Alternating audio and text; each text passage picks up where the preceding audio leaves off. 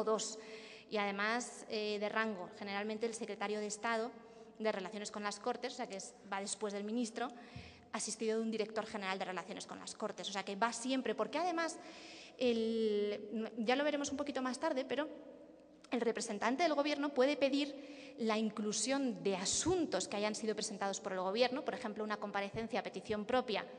Bueno, pues no sé, se presenta la comparecencia, el Gobierno quiere que comparezca el ministro de Fomento para que informe sobre el nuevo tren de alta velocidad. Bueno, pues ahí en la Junta de Portavoces el representante del Gobierno pedirá que en el próximo pleno, por favor, se introduzca la comparecencia del ministro de Fomento para hablar del nuevo tren de alta velocidad. O sea que lo digo en parte por destacar que el Gobierno en nuestro sistema tiene influencia y tiene palabra y tiene voz a la hora de decidir qué asuntos se meten en el orden del día del Pleno.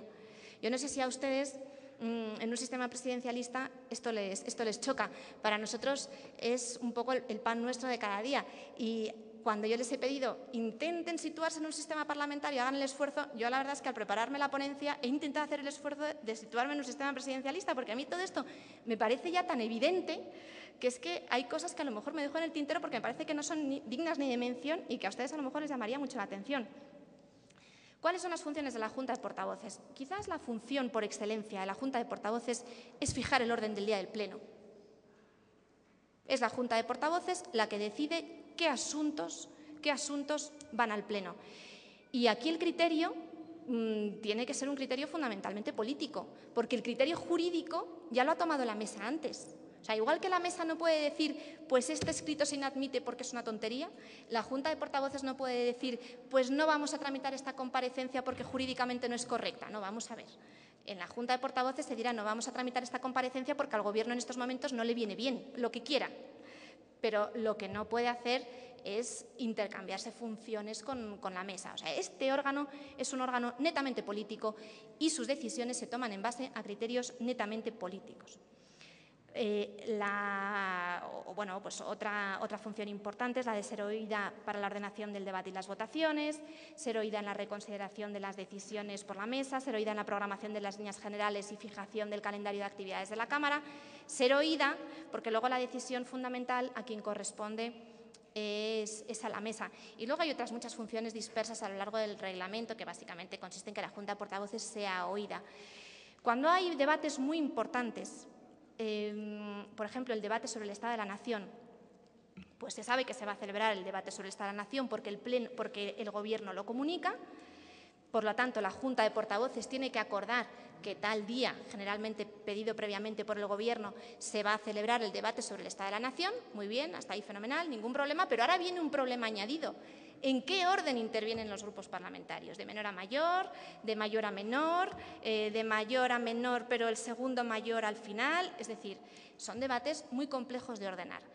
Es la Junta de Portavoces la que va a ordenar ese tipo de debates, porque, lógicamente, la responsabilidad de ordenar debates tan relevantes no se le puede dejar al presidente, porque la posibilidad de meter la pata pues puede ser, pues es muy grande.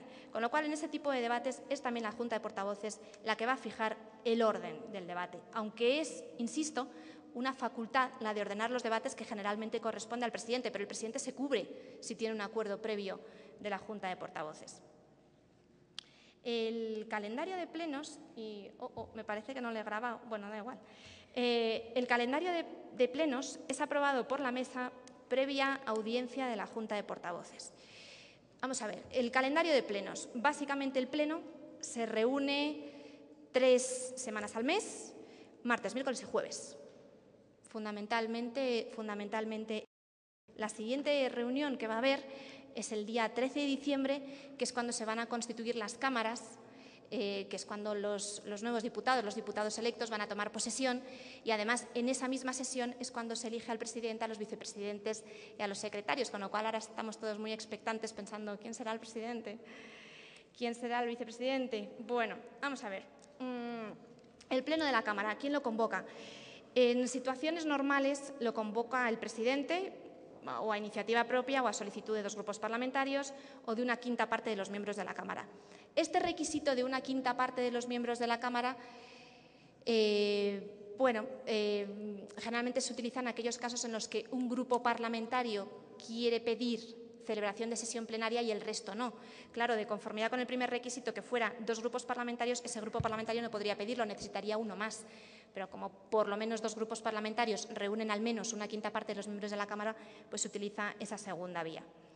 El orden del día del Pleno, ¿quién lo fija? Ya decíamos que el presidente, de acuerdo con la Junta de Portavoces, que el Gobierno puede pedir que se incluyan en el orden del día determinados asuntos que se consideran prioritarios, y luego es verdad que otros asuntos urgentes que no han sido o que no reúnen todos los trámites reglamentarios también pueden incluirse en el orden del día del Pleno, pero aquí ya sí que se requiere la unanimidad. Pongo un ejemplo. Se presenta una proposición no de ley acerca de un acontecimiento que acaba de acaecer. No ha dado tiempo a admitirse por la mesa, a publicarse, a que pasen los días que tienen que pasar desde la publicación para poderse incluir en la sesión plenaria. Pero, como es por unanimidad, se incluye y punto. Esta unanimidad se exige nada más cuando el asunto que se pretende incluir no ha cumplido todos los trámites reglamentarios. Si no, es la mayoría y ya está. La mayoría con el voto ponderado que les comentaba antes y no se presenta mayor problema. Y en cuanto a la alteración del orden del día, pues lógicamente es el propio Pleno el que puede proceder a la alteración del orden del día. Vamos a ver. A ver si esta diapositiva sí, esta sí. Mire, les he puesto aquí un ejemplo. Luego hay muchísimos más asuntos que pueden ir a pleno, pero bueno, es un ejemplo de cómo es una semana plenaria más o menos habitual en el Congreso de los Diputados. Verán que tenemos 3 plenos.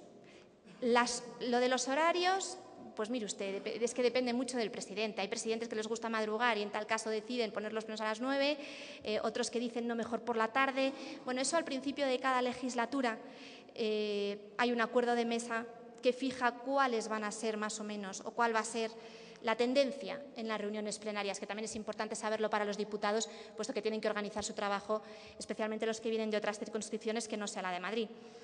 El martes es un pleno que se dedica a proposiciones de ley, que como les explicaba antes la profesora Algartiz, son aquellas iniciativas que emanan del Parlamento, las proposiciones de ley. También se verían el martes las proposiciones de ley de comunidades autónomas, porque las comunidades autónomas pueden presentar también proposiciones de ley en el Congreso para su tramitación. Se verían las proposiciones no de ley, que ya veremos mañana que en realidad lo que es una toma de posición de la Cámara, y las mociones consecuencia de interpelaciones urgentes. Luego, el miércoles es lo que nosotros llamamos el pleno de control.